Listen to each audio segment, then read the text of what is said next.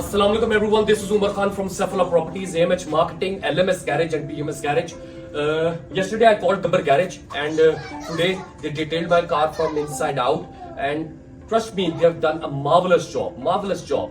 Each and every single thing is done very beautifully, and the person who came on my car, who was, I think so, what was his name, I don't remember his name, but still he have done a great job. और मुझे इतना मजा आया कि ये अगर मैं किसी बड़े डिटेलिंग हाउस में लेके जाता जो इसके 4 गुना ज्यादा पैसे भी खर्च कर लेता मैं, तो मुझे ऐसी जॉब ना मिलती। और मैं सुबह चला गया तो इससे अब रात के वक्त इस वक्त मैं आया हूँ, ये लोग आए थे कोई सुबह 11 बजे के करीब, और इस वक्त बज रहे हैं कोई तकरीबन 10 बज रहे हैं, 11 बज रहे हैं इस वक्त, और ऑलमोस्ट 12 आवर्स हो गए हैं।